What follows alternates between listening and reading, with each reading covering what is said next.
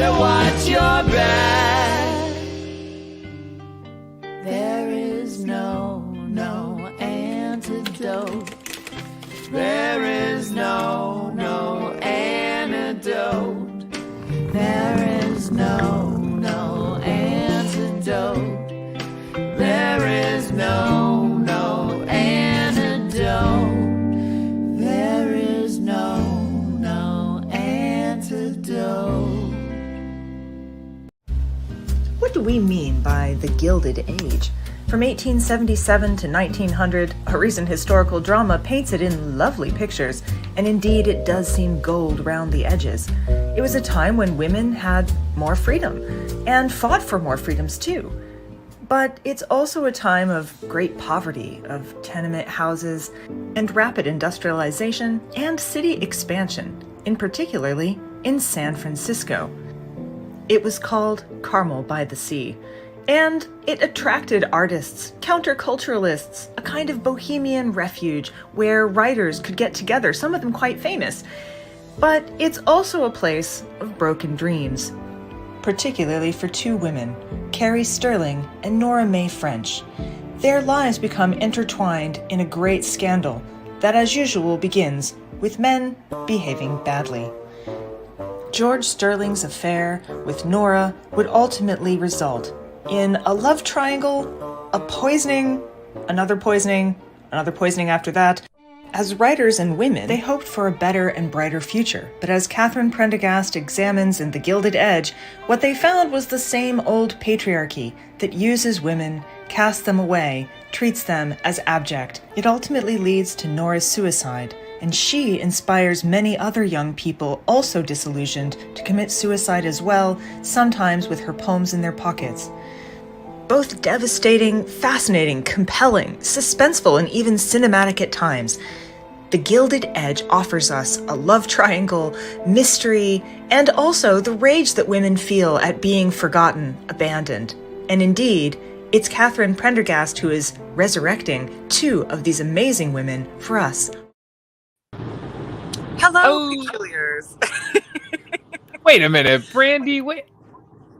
What's happening? I don't know. I'm in the dark. It's a very strange place. Is this one of the host this Is this one of those silly sketches we're doing? You'd think, but I'm actually hosting tonight's show from the inside of a shuttle van. The audience studio. Studio audience is back there. You guys can wave.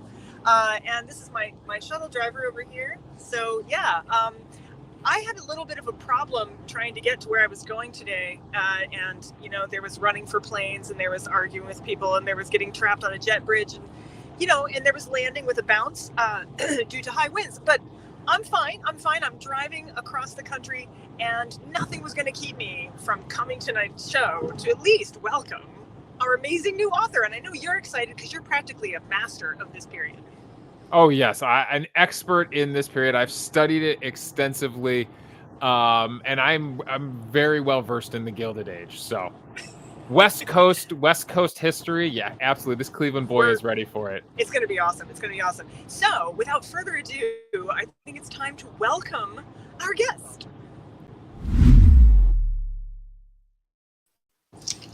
Hello, Catherine. Hi, everyone. However welcome, are you? Catherine. I'm good. Tiny and not like you've been in an airport for 18 hours. Oh, hell no. That sounds really unpleasant. Chicago airport leaves a lot to be desired, I think.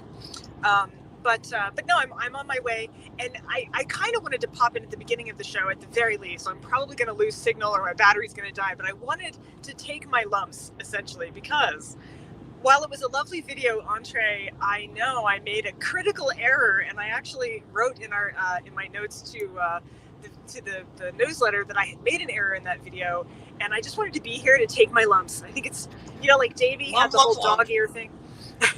I did. I took them last week. Okay, so the mistake was that's not actually Carrie Sterling. Yeah, I made a mistake. Not Carrie Sterling. There are pictures in there if you want to draw them up. Yeah, she didn't just make this up. I mean, people get in there, and this group is prone to what you call fake lore. Kate Clifford Larson introduced me to this term. Like, folklore that becomes, just invented at some time, and then people think, oh, that actually happened. And there's a lot of it in this Carmel group. So it felt like completely appropriate to the book that somebody would, say, oh, this is Carrie Sterling out there in the world. And I'm looking at it and I'm like, not Carrie Sterling. It's very important that Carrie Sterling is not that attractive. And her husband would totally have slept with that woman. But that was not Carrie Sterling.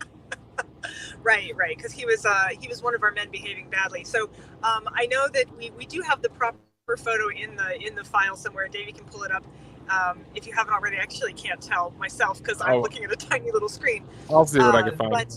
But yeah, so it's very interesting. She actually has a really interesting look to her, but I think it's funny that someone decided they needed a face that was going to compete, I guess.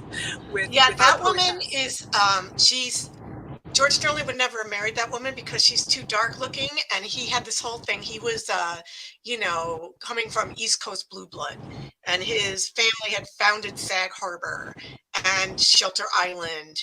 And he says to Ambrose Bierce, who's his protege at some point, oh my gosh, my sister is the first person to marry someone who is an Anglo-Saxon, and writes a little ditty about it. Oh dear. Having to do with Kanaka mud because the guy's from Hawaii. So yeah, this is part of the sort of not so nice side of the Bohemian. Bohemian doesn't always mean progressive. Yeah, no, I see that. That's fascinating. So anyway, I think I found it. Is this what we were looking for? Yeah, so that's Carrie in the middle. That's George with his arm slung around. You can tell this is kind of earlier in the marriage.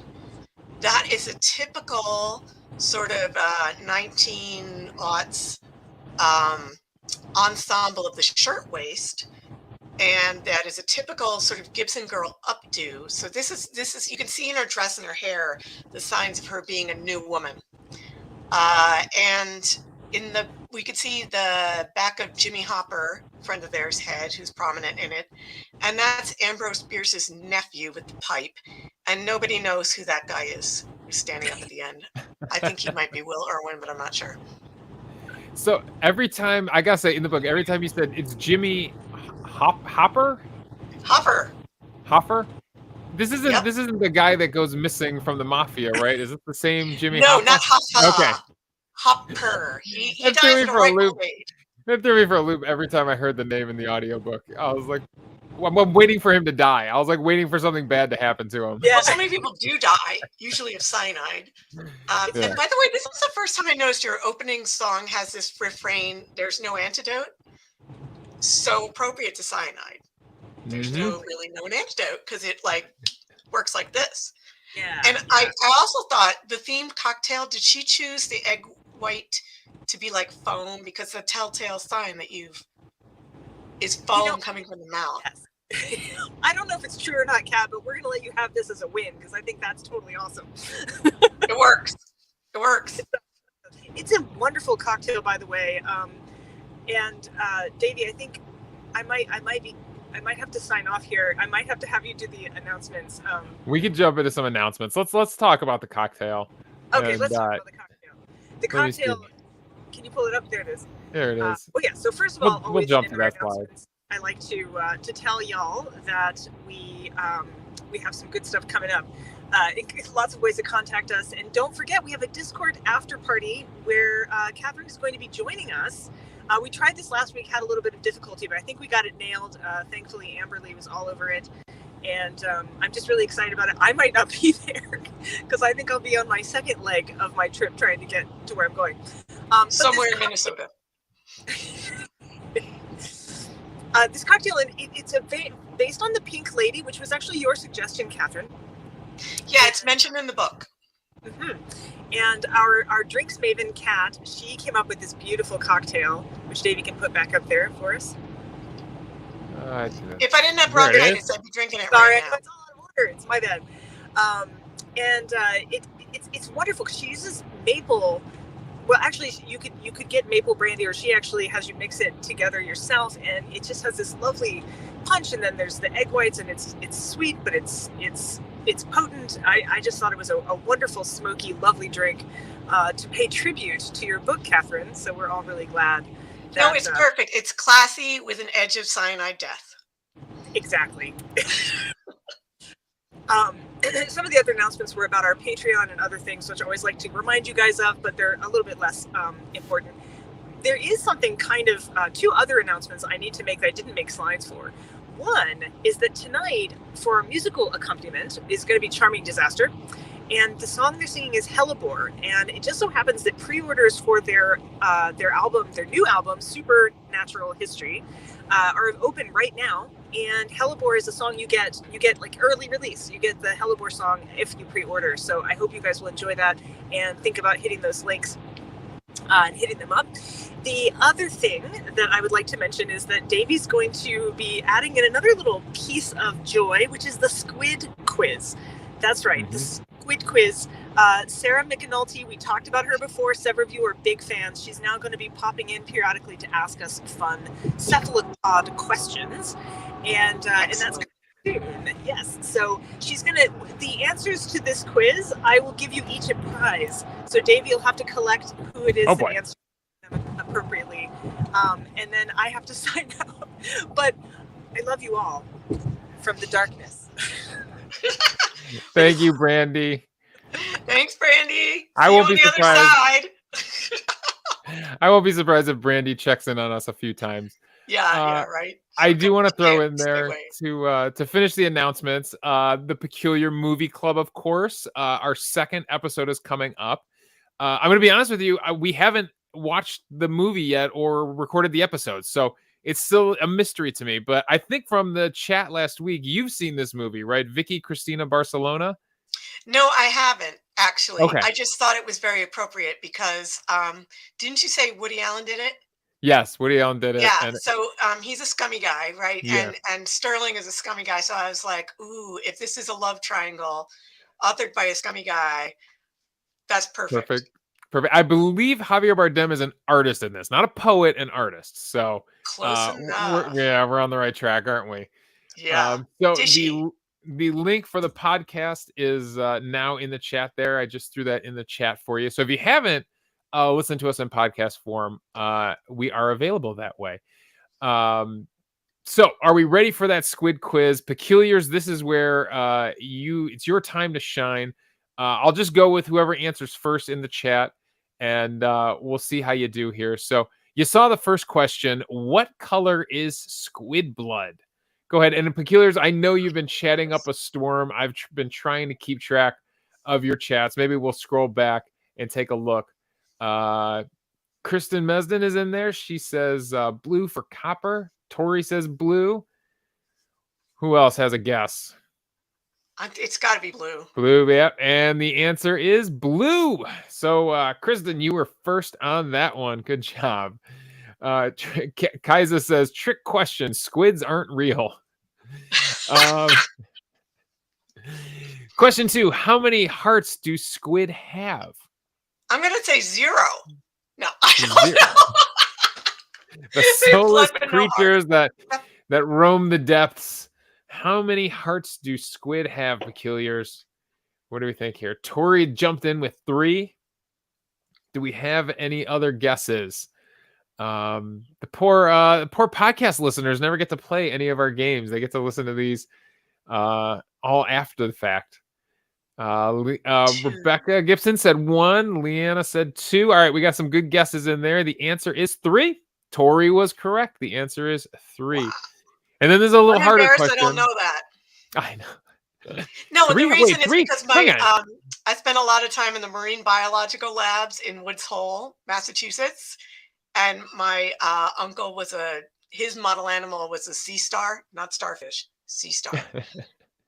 So I saw a lot of squids, but I gotcha. Well, maybe you can handle this one. Put these groups in order from oldest to youngest. Sharks, cephalopods, trees. Is this bringing back biology class for anybody? No. Yeah, Woods Hole. Yeah, Anthro girl. Oh, there you go. Kristen's going cephalopods, sharks, trees. Oh, Lexi, was on there. Cephalopods, sharks, trees. Let's see what the answer is. It is cephalopod sharks trees. So there we go. All right. So Go Lexi is our team. winner on that one. All right. Well, I write Wow. down their names, our winners here. Catherine, tell us a little bit about, I mean, let's start with the most obvious question. How did you come across this story? Why did you dive in on the Gilded Edge? Kind of take us away from the beginnings of where the story came to you from. Okay, so I'm an academic generally, and I'm always interested in historical movements where people suddenly embrace some kind of trend. And I noticed that around the beginning of the 20th century, in the first 10 years, there were four major writers' colonies that started within a 7-year period, including Yaddo and McDowell, which are still extant, but also Burcliffe and Woodstock and Carmel. And I'm like, well, that's a lot of similar action in a very compressed period of time. And I was reading all these coffee books about them, and it was all like such and such, a founder stumbled across depressed real estate and thought, oh, here, the landscape is so inspiring. I can buy this up and then we'll make great art here. But I started asking questions like, why is all this land depressed at the same Yeah. time? And why are all these they were all sort of Yankees, all of them. Like people, not what I call first tier robber barons, your Carnegie Rockefellers, but these were like kin of what I call second tier robber barons. They didn't have enough money to buy and set up the Met Opera House or Carnegie Yeah. Hall or put a library in every town, but they had enough to do this. So I'm like, why are people with money escaping the city and doing this? And so I began to look beyond the altruistic, and a lot of them started with interesting and somewhat nefarious financial purposes having to do with what you can do with nonprofits to hide money at the time. I won't go deeper into that. But Carmel is different because it was a for-profit from the beginning. It was a land development scheme that literally, hired these Bohemians when nothing else worked to sell this land that was undeveloped off this beautiful bay, Okay. hired Bohemians to come and write about it and to work their first person connections and try to get people to move to it. And it actually was modeled on, weirdly enough, Pasadena. A Right. southern, I remember that. Yeah, from the book. Yeah. right. So that was another would-be development. They're all over California because of the railroad. So everybody and their uncles trying to do this, right? So there's a lot of competition.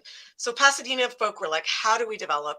They're like, ooh, our fox hunting club will sponsor a parade and write to their friends at East and get them to come. And that was the beginning of the Rose Parade. And That's I what it mean, what an institution the Rose Parade is these days. Right. It I was successful in creating Pasadena. And unlike, a lot of the arts in Carmel, like the creation side of the arts, which can't really afford to be there as much anymore. But we have a Rose Parade, albeit a bit different. Tiered rubber bands. Kaiser said, I love the idea of tiered robber barons. They would be so mad about there being a ranking system. Oh, but they knew it. They knew what tier they were. They absolutely did. She said he should have tried sowing diamonds and emeralds in the soil to build up some interest. I'm sure there's plenty of people that got in trouble for schemes like that. Yes, absolutely. So these are people who are trying to make a buck, and he literally tried to do other things like Thanksgiving weekends or spa stuff, and then nothing was working. And so he's like, okay, I'm in the Bohemian Club, which is a weird place in San Francisco you may have heard of, male only club, which had Ambrose Bierce and Mark Twain and all these people affiliated at one time, but eventually just became a lot of businessmen and with artistic pretensions. And so George Sterling was both in the Bohemian Club, working as a real estate operative in the Bay Area, and a poet. And so this guy approached him and said, you know everybody and you're a poet, so could you please start this colony? Unbelievable. So peculiars, get your questions in here. I'm going to jump in and let the peculiars take over as much as possible in Brandy's absence. So Sadie Simmons said, we really enjoyed her talking about the research component in the book. And we did get into that a little bit. And It is kind of mind-boggling when you and some of the fellow authors we've had on the Peculiar Book Club, it's like, wait a minute, how did you get so much detail into these people's lives and stories? Okay, so I was really I got a Guggenheim grant, which funded like the book I'd conceived of all the writers' colonies at once. But once I got to Carmel and met Nora May French, it broke the book. It was just too different, and she was so compelling. And I realized this is a different kind of story. We're going book by book. So I had a lot of context, and I had beginning letters, but I kept going back and back and back and back and back to the archives. And one of the things I did was read so much. I like to do this. I read so much of their letters that I get their voice in their heads. And you know their likes and dislikes, and you know what their pet peeves are. And you basically know these people inside and out. And well, as I discussed, many of those letters were burned. These people were prolific letter burners, including Jack London and Charmian Book. Fellow author Rebecca Gibson said it broke the book. Oh, I It feel broke that. the book that I was writing. Yeah. All those people burn things. So there aren't the kinds of letters I would like none between George Sterling and his mistresses, except for, a minor mistress here and there, but not the major ones who are in the book. Yeah. Right. I have to tier the mistresses too, because there are so many. But anyway, You know what? yeah. That's going to come up again, Peculiars, in our book Heartbreak, which we're reading next month. So get ready for that. Ooh, yeah. I'm going to pick out Kristen Meston's. Do we really think Nora May killed herself? And I'm going to say, we're going to get to that. That's the big question. That's the big question. But she threw it out there. And I want you guys to go in the chat and tell us what you think happened the night that Nora May died. Because a lot of the research I did was about compiling all the different accounts of her death, which were in the newspaper and retold in letters. But there's only one person there when she dies, and that's Carrie Sterling, the wife. So that it boils down to that. I mean, I can tell you what my opinion was. I definitely, I've watched enough crime TV in my day to, that the fact that he was out of town when it happens. All right, so it takes that motive away. Yeah, the fact that it took her an hour. Her story is she held a corpse for an hour before she realized it was dead. And I'm like, I actually started to do research on body temperature and like how fast cyanide kills people and all of that to figure out, like, could you actually hold a corpse for an hour before? Okay. All right, so let's see what the Peculiars are saying. So first off, Anther Girl is following up on our conversation. Remember the rankings of earlier of rich people? Oh, yeah. It's so embarrassing to be only a minor mistress. And once Nora made it, everybody else was simply a minor mistress. Kristen said, I really felt for Carrie, but I'm fairly sure she is a murderess as well. I know, right?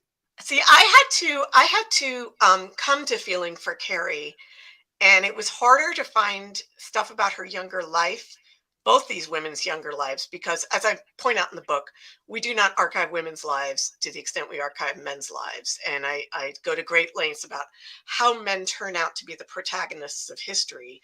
And women's letters, it's like finding women's lives are like going to graveyards where there's like huge monument tombs for men, but there's only like bones of women that just happen to be lying in them. So you wind up going to papers that are under the men's names and like searching and searching and searching. And sometimes they're not even named, but they're there. So Carrie, I was just like, at the beginning, but then I realized, hey, I kind of know this woman, if you've ever known people who have grown up in a family where there's alcoholism, it's like the wife goes crazy before the people notice the men do, because they're like, blotto, like whatever. But the wife is trying to keep it all in control, and she can't. She definitely sounded like she was trying that. She can't. So I say, as an author, though, you did a good job, because when I was reading it, listening, I'm an audiobook person. I felt for Carrie from the beginning. So you must have done a good job as an author from selling me on her as a character. My aforementioned uncle, I was actually on Cape Cod near Woods Hole when he was reading an early bad draft, and the only person he liked was Carrie. And I suddenly realized this is my grandmother, my Irish grandmother, who grew up in an industrial boarding house and was like, I'll never be poor again, Scarlett O'Hara type, and it wasn't romantic to her to be poor. And she couldn't stand bullshit and tension. And that's when I was like, okay, I get it. I get Carrie. Maybe the other thing is a lot of us out there can't relate to being an aspiring poet, a literary elite, but we can relate to the relationship drama of it all. So maybe Carrie becomes more relatable that way. Who has not been done bad? And I've often told people, like, if you've got, an ex-boyfriend that you really hate, this will help you, expunge the last of your rage. But that reminds me, actually, in biology class, I did name my dissections after ex-boyfriends. There was the mud puppy and Steve the shark. I didn't have a cephalopod. That sounds like a good outlet. Jumping back, I see why Brandy has such a hard time keeping up with your comments. Oh, Brandy might be jumping in audio form. Brandy! So, Brandy's here. Brandy, we're discussing whether or not Nora actually committed suicide. Oh, yes. Or whether it was something else. Yes. Kaisa B says, when people adjacent to powerful men die, I refuse to believe they killed themselves. Ooh. Yeah. See, okay, what I want to tell you guys is that my agent and my editor have two entirely different reads on that night. And ooh, really? So, yeah. And they're the two people who, beside me, know the book best. So that fascinated me. And I decided, what I think doesn't matter. I'm never going to say it. And I just really wanted people to have like knockdown, drag out fights in book groups. And yeah, people feel strongly one way or another. And that in itself is interesting to me. What I think is interesting is, so this is coming from totally left field kind of, but Hirschfeld, when, sorry, I have to take my mask off. When Hirschfeld, that I'm studying, talked about suicides of people who had basically their lives had been ruined by other people, he refused to call them suicides in German. He called them murders. And so I just think that's kind of interesting. Yes, in a moral landscape, it doesn't matter, right, who pulls the trigger. It matters what set the scene to make that person that desperate. In which case, and this is really my read, is the culpability is spread even larger than those three. Right. To put Nora in a position where she has virtually no place to run to toward the end. So we have two good comments here. Anya Jabor said, my question was always why George wasn't the one to get poisoned. And Lexi said, so I haven't read yet. And I'm like, so they poisoned him, right? I don't know if we want to give Lexi any... Lexi, you might hit some spoilers in this episode, but Nora was the one to go first. Yeah, there's a lot of poisoning. All three die from cyanide poison. And so there was a myth that the Bohemians had a cult going, and it was a deliberate thing, and it was that they decided when the thrill of life leaves us, we are going to take the cyanide that we will always carry on a person, like a memento mori, and then blah, and some Jonestown thing, whatever. And so there's actually only one source to that, and it's Javier Martinez, who's a painter, who's in the book. His girlfriend and an oral history that's in Berkeley about it, and I couldn't find any other source. And quite frankly, while these cyanides are absolutely deaths are linked, there was no plan like that. No. Okay. Kristen threw in. You could have easily hidden poisoning George with all the shellfish he eats. Oh yeah, the Apollonian mussels. Mussels could have done it. Kaisa, it's okay. You're not bringing the mood down. We get weird on the Peculiar Book Club, so we talk about death openly.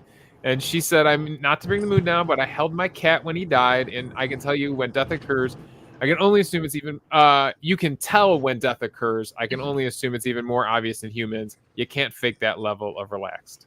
Yeah. I actually was there was a whole person having a heart attack that was performing CPR on who died, and you can tell.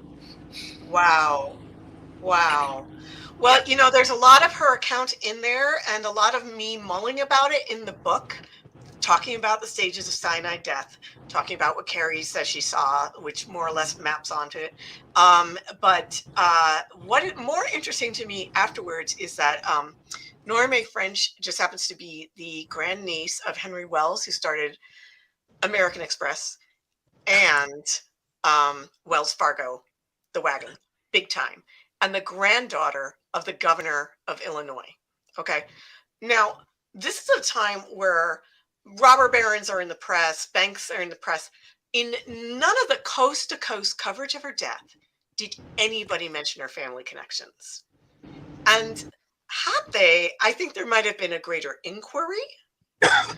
But Nora, by that point, has fallen. She is definitely richest to rags in this story, whereas Carrie is rags to richest to rags. And it's nobody blinks. Girl dies, tired of life. Oh well. Yeah, the headlines are interesting. Mm-hmm. When they're like, "Oh, she was disappointed in love."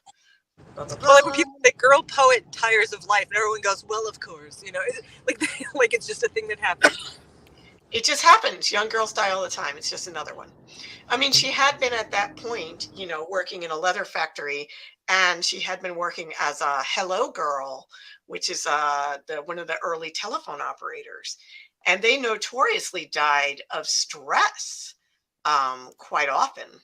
Yeah, those jobs did not sound fun at all. Yeah, they killed themselves often from suicide and stress. So nobody was going to blink that a girl of that level and poverty would kill themselves. That's what she's so Anthro Girl says that's why she's a poet. She grew tired of life. Yeah. Did she actually have some kind of notoriety from her poetry? It sounded like her poetry was more well received than George's was. Yeah, which was always a point of contention. I would say it. Yeah, she very early distinguished herself. Prizes at age 11. At age 17, she's like the prodigy for Charles Loomis, who's mentioned in the library book by Susan Orlean. He was also the librarian of Los Angeles, but he did this journal called Out West that published all the big names in California poetry. And so she was there. Then she was in the Smart Set, which is one of the top New York magazines. So she was very known as a poet at the time. And the crushing thing is trying to imagine what might have happened if she hadn't died at 27. Joining the 27 Club. Whereas George Sterling was, he had worked himself into the position of Ambrose Bierce through flattery and connections and sending him like boxes of Chateau Guillaume and all this stuff to being his acolyte. And so Ambrose Bierce put his seal of approval on everything George did. But George was very Victorian, and his poetry was actually phasing out at this point where, turn of the century. Victoria dies in 1901. Bierce says George Sterling will be the next Kipling. And I will tell you, Sterling has these fans now that really believe it's true. But when Wine and Wizardry, his big epic, finally is released, even his friends had trouble saying something good about it. And it was panned, absolutely panned. So I'll tell you, the Peculiars are railing on him right now. So we got a bunch in a row here. Brett says George's poetry is plain old terrible. Sadie says George seemed like a hack compared to the people around him. Anya said, I agree. Susan Ballinger said George wrote poetry like a real estate huckster. He tried, Kaiser said, I was going to say George seems like the dullest crayon in the box here. Yeah, and there's another rake in the tail, Harry Lafler, who also is a poet, but who also doesn't stand really the test of time. But he's a great another body count guy. Oh. I also really like Kristen's comment here.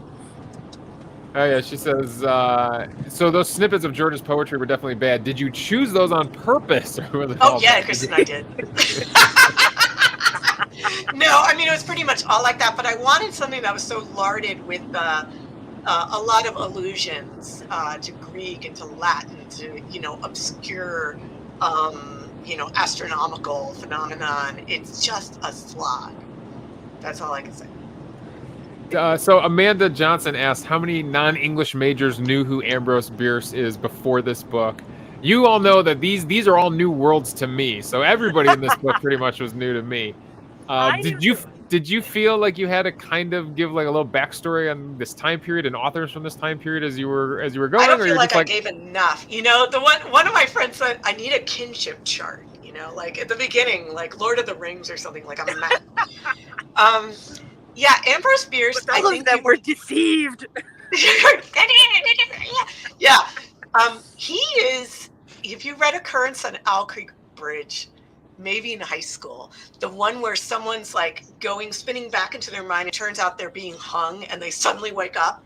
Like, you probably read that in AP English if you're old enough. If you're young enough, you're lucky. Some of the peculiars are on it. Mike Breen said Ambrose Bierce is my soul brother. Sadie says another AP English dork over here. Yeah. And the name Ambrose Bierce, I heard that in the book and I was like, this is probably an important person with a name like Ambrose Bierce. To me, the weirdest thing is he was born in Indiana on farmland and all his siblings' names start with A. Like, to me, that was bizarre. And he had to escape a really religious family. And he had two sons, one of whom died of, like, basically alcoholism. And George used to room with him. So there you go. Another one died in a romantic duel, which soured him on women. He really did not like women at all. But his most redeeming feature, I think, is that he was put by Randolph Hearst on the path of busting the little machinations of the Big Four railway barons. So when C.P. Huntington was sort of on trial in Congress, he referred to Huntington as the surviving 36 or whatever of Alibaba's 40 Thieves or something. Like, he was like, these guys are thieves. He had no bones about it. He hated them. Facial hair is a reliable indicator of literary merit. Yeah. But he also hated socialists and he hated Jack London. And that's why Carrie liked Ambrose. I know. I thought I love the Jack London angle on this. I also just want to say, I have to sign out for real again. I'm sorry, guys. But you're going to enjoy tonight's song because it's about poison, even if it's not cyanide. And I wanted to let you know that my hellebore is presently blooming. So it's exactly the right time. I have so many hellebores, and they're from my friend who died, actually. And now they're in my garden blooming. But I didn't know it was a poison. Oh, yeah, like a really bad one. Oh my God. Well, that's a perfect transition, and we are past the 30-minute mark. So let's do our halftime musical performance. It's not a Super Bowl halftime performance, but am I even allowed to say that out loud? As we are coming up on that. But we do have a musical performance at our halftime here. So here are your friends, Charming Disaster, our peculiar house band with Hellebore. Oh, hello. We're Charming Disaster. And we're so excited to be here on the Peculiar Book Club. The song is about poisonous plants. It's called Hellebore. Take a walk through the garden. Now the waxing moon is high. Gather up the pale night blossoms to quell your heart's desire. Say the words long forgotten. Blow the smoke and fan the fire. Circle up. Something's calling. Time has come to fill the sky.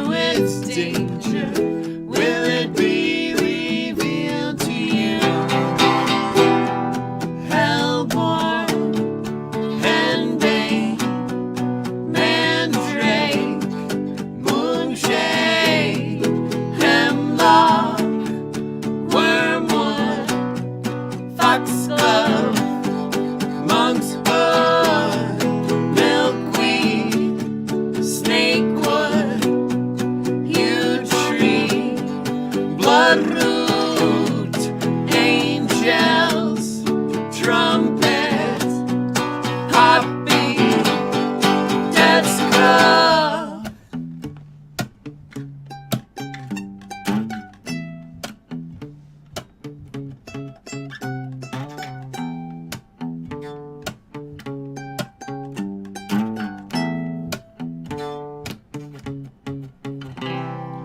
You don't know all the secrets, but you can glean the truth. It's beyond It's beyond good and evil. Burn the leaves and eat the fruit.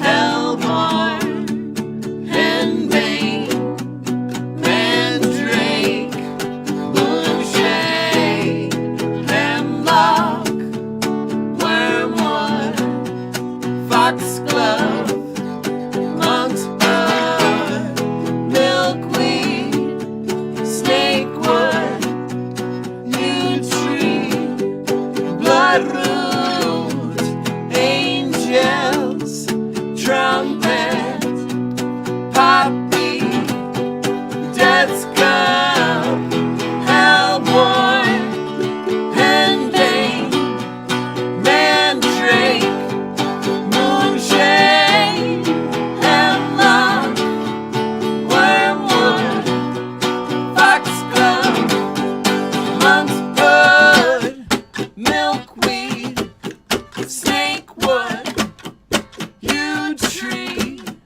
bloodroot, angels, trumpet, poppy, death's cup.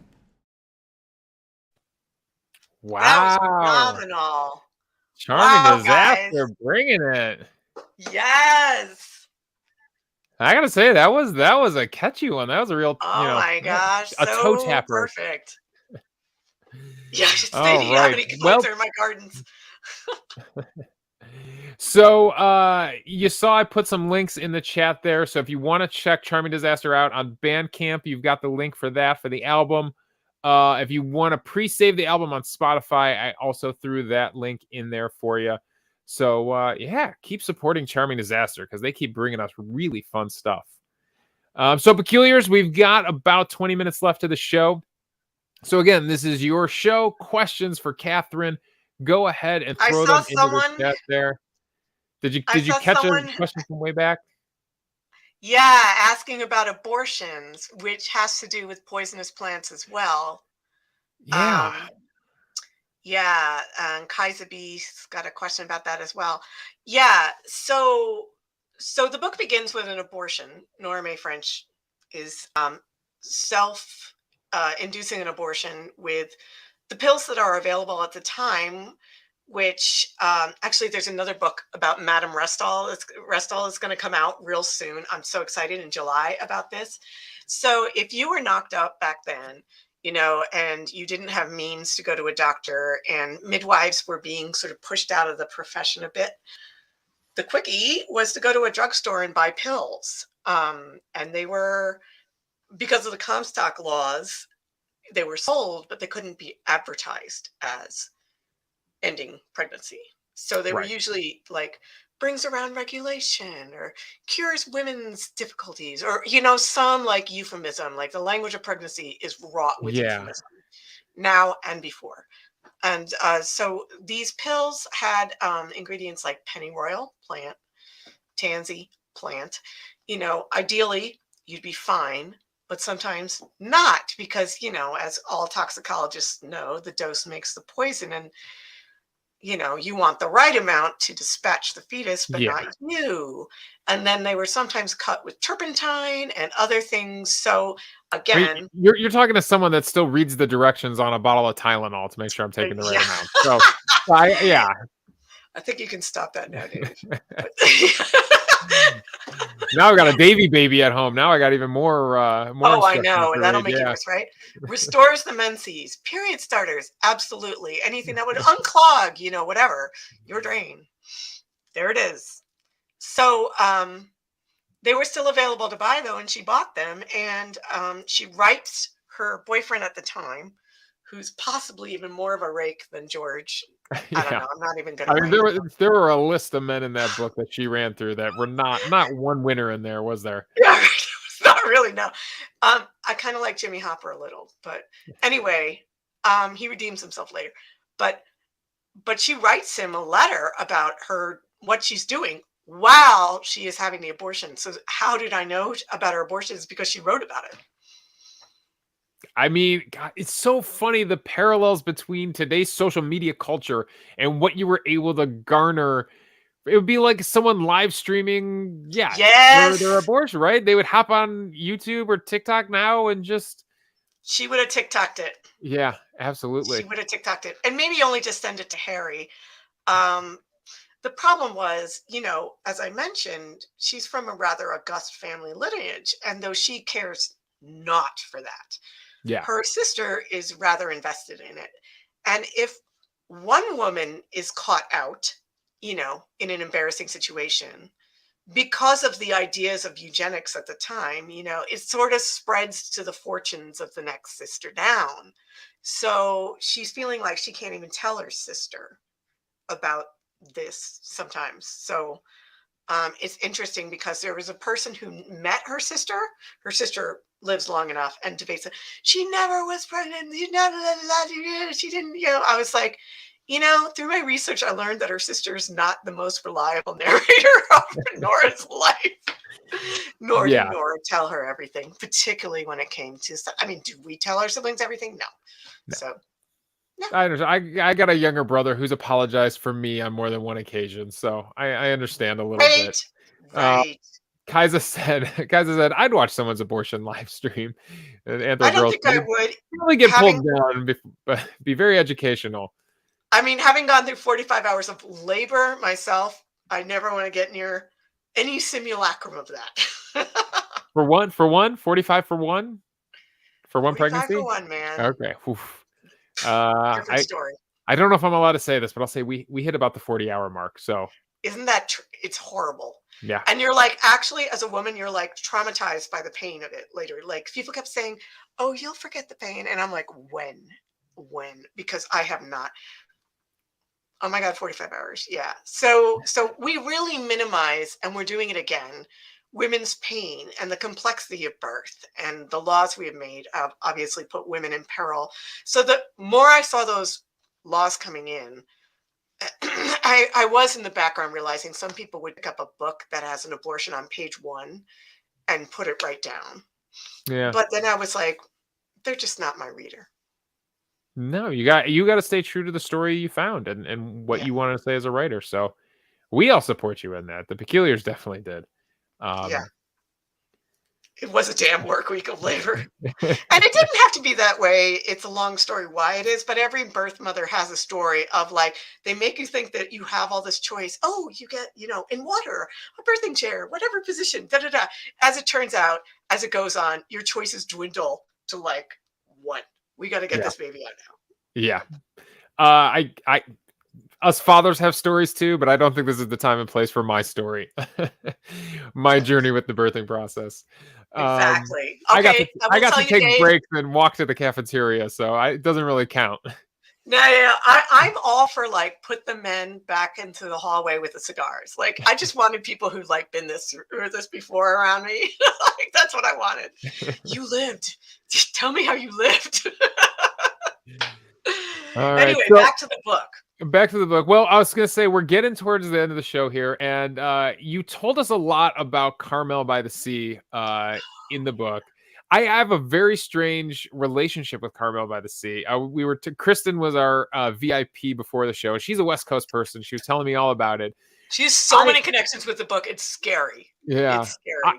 I only knew of Carmel-by-the-Sea because I listened to this random podcast called The Afternoons where one guy's wife was from Carmel-by-the-Sea, went to Carmel High School, and they would joke about it. And they made it seem like this amazing town in California. And oh my God, I got to visit Carmel this weekend. What a luxurious weekend.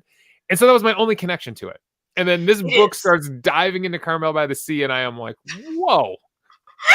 So So it is weird. Clint Eastwood was mayor. I think most people know that at one point. It's very expensive. It's like a resort town, which is exactly what they wanted it to be. They Sadie didn't want knew it about to be Clint this Eastwood, funky yeah. little artist colony. The guy was just using artists to turn it into, the next Soho. Are you getting it? It's hardly a theme we haven't seen before. Yeah. So it was weird researching in Carmel-by-the-Sea because I'm trying to work and nobody appears to work there aside from the service help, and it's sumptuous food and it's, beautiful beach. And I finally, after 4 trips there by myself doing the work, I brought my husband back for a vacation and I was like, this is so much better, It's like, so yeah, enjoy it. You can't write about it until you experience it once the right way. Exactly. It's kind of like, and writing this grant to go to Carmel-by-the-Sea to do research is a little like the scientists who write grants about the effects of, champagne on lobsters. So they have a lot of it around. Like this is like, you want to write a grant like this, Now, don't write a grant where you have to go to like Nebraska. Now, did he take off his shirt and dive for shellfish for you? Did he do it the right Who? way? Oh, Your my husband. he took off his shirt. Oh, there you go. And the rest is private. All But right. yeah, I did order an abalone. I did. It was $36 for this little abalone. Pre-tenderized. I didn't have to hit it with a rock and sing a cute song about it with other rich dorks. So Well, all this talk about Carmel-by-the-Sea and the branding of the town got my creative juices flowing, and I decided mine and Brandy's hometown of Cleveland maybe could use a little bit of rebranding like this. So we got a quick sketch video for you here. excellent. You've heard of Carmel-by-the-Sea, the Bohemian paradise where San Francisco's literary elite escaped to reconnect with nature and find inspiration. Well, that was over 100 years ago. Meet the new Bohemian home where writers are finding inspiration, Cleveland by the Lake. That's right, enjoy the golden shores of Lake Erie, where nature will envelop you into a churn of creativity. Spend your days fishing and swimming in the warmest of the Great Lakes, and then retire to a suburban dream home, usually in a town called Something Heights. If the lake doesn't bring the words flowing to the tip of your pen, our national park is sure to be the inspiration you need.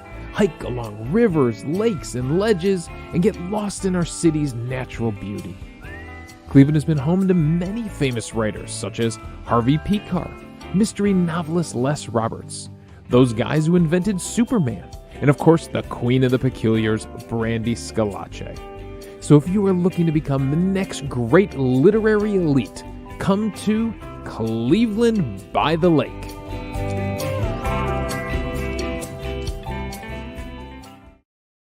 Okay, I just want to tell you, I took a gulp of water right before the Cleveland by the Lake, and I spat it.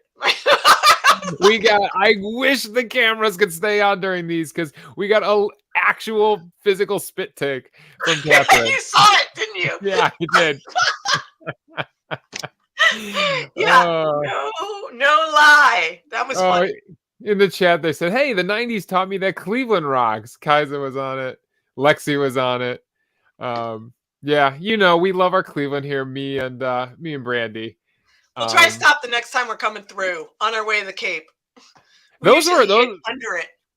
Hey, those were legitimate. Those are actual photos that we've taken from boating on Lake Erie. So those are my own photos. I know. We do get some nice sunsets on the lake. I'm telling you, yeah, it's a good time. Rebecca says she's a Lake Michigan girl here. Just saying. We do love the North Shore. We go up. Yeah. I'm married to Wisconsin. There you go. Yeah, I hear there's some good stuff up there. Yeah. All right, Peculiars, we got a few minutes, and you know what? We always have to end the show with, even though Brandy's not here to announce it, it is time for the Davy quiz. And I know you've been on the last few episodes. You've seen some of these quizzes. This one might be one of my most obscure quizzes. I don't expect you to know the answer, but maybe we could all figure it out together. So I figured that was old San Francisco poetry. It's time to look at new San Francisco poetry. So San Francisco's new literary elite. I did some quick Googling, and I found an article, The New San Francisco Poetry Underground. And highlighted, I think 5 or 6 different new poets from the 2000s, from the 2010s, I think. So this is challenging to see if you can figure out the name of their poem. And this is just an excerpt from the poem. I tried to keep up with the formatting because I know that's very important to poetry, and I just couldn't do it for the next 2 questions. It's just, I have too much to get in here. So this is a poem by Cheyenne Powers. If everything is in its right place, why do we retreat to those short infinitesimal moments of solitude, bow our heads, and wish upon fingertips? Do you think this poem is titled Revisions, Reflection, or Repentance? See, I'm with Kaisa. I feel like it's too obvious. Yeah, we got a lot of B's here. Rebecca, Leanne. Could What be do we repentance. think? Bowing the head is also repenting. You are the final answer for the Peculiars. I'm going to go with C. She's going with C, repentance. And the answer is C, repentance. She is right. Oh, I like this quiz because the Peculiars were all over the place. They didn't just jump on the answer. I like it. We're challenging them this time. All right. The next poem is by Stellar Cassidy. Sometimes I wish they would speak to me and whisper secrets of your past addiction so that I can better grasp it. But I think they'd probably scream for help instead, in the language of sickle cells that I do not understand, but I wish I could. Now, is this, I thought I knew everything about the cut up method? Is this, I thought I knew everything about the cut down method? I thought I knew everything about the cut around method. Can we put it to funk and call it the get down method? I know this is challenging. I didn't know if the cut up method, the cut down method, the cut around method would ring any bells with anybody. Keiki says A. Keiki is one smart lady. Keiki's on A. All right. Yep. We got up some B question marks. Rebecca said, nope, stumped. All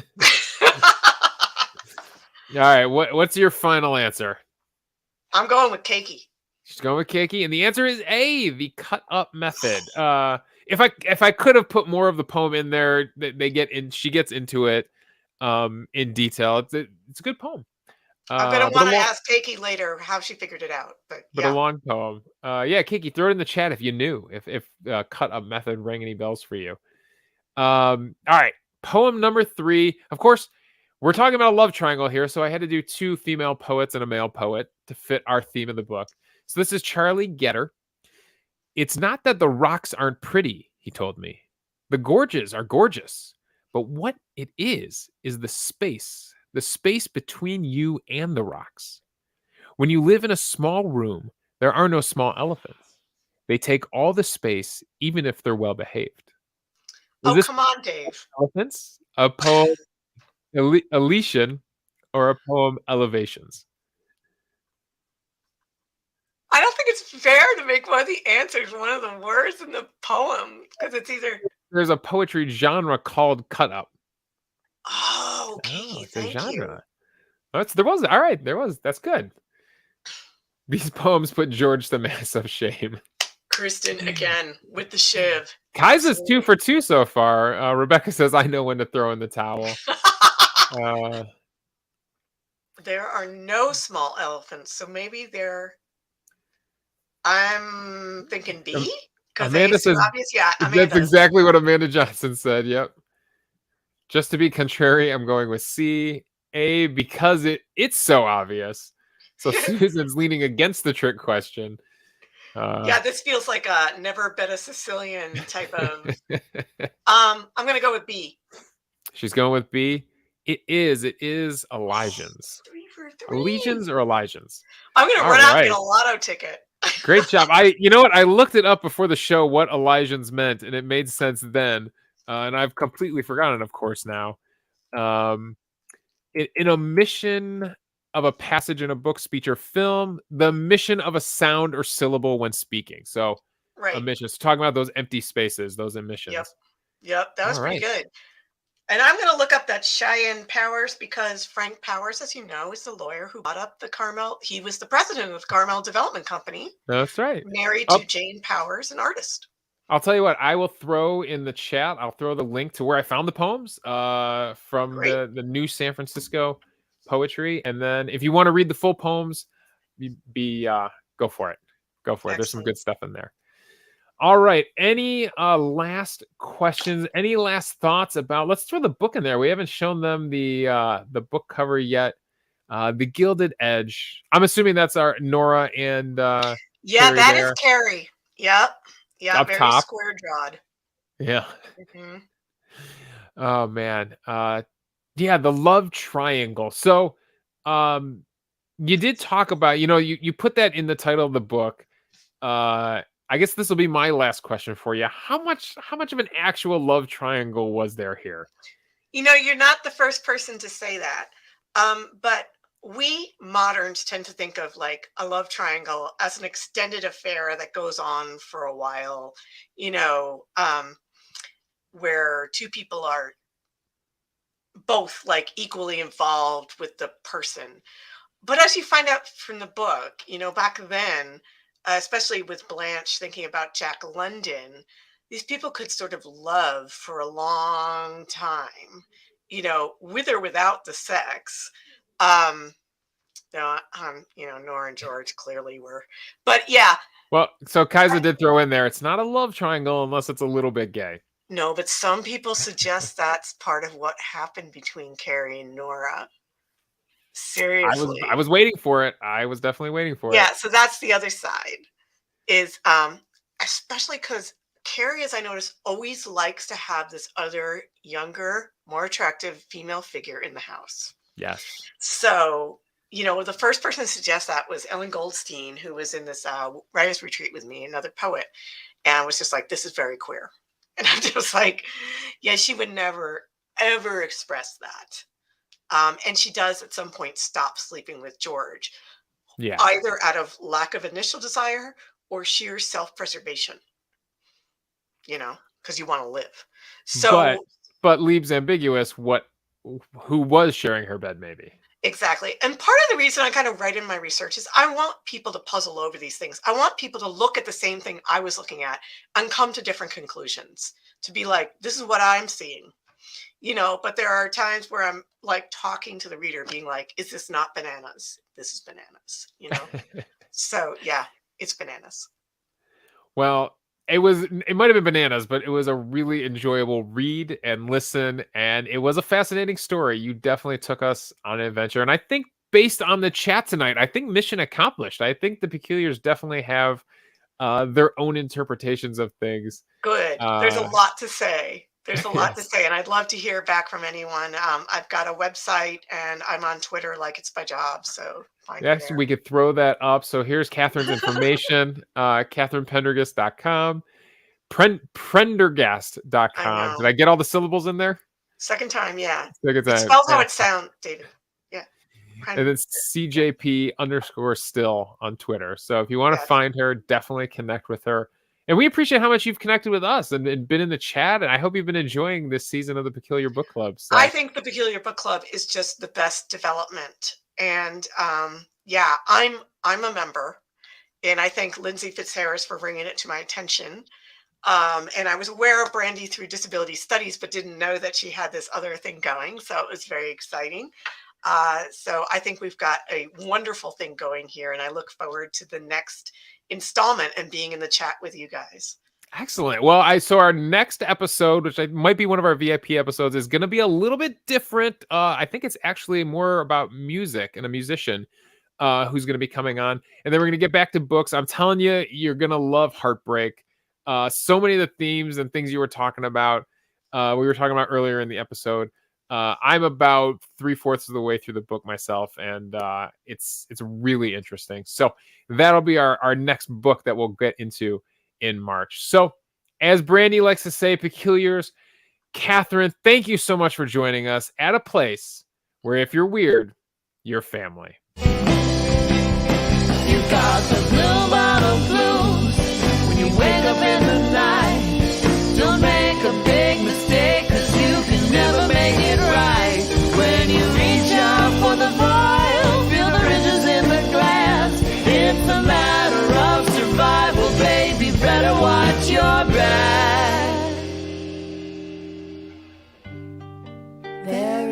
know.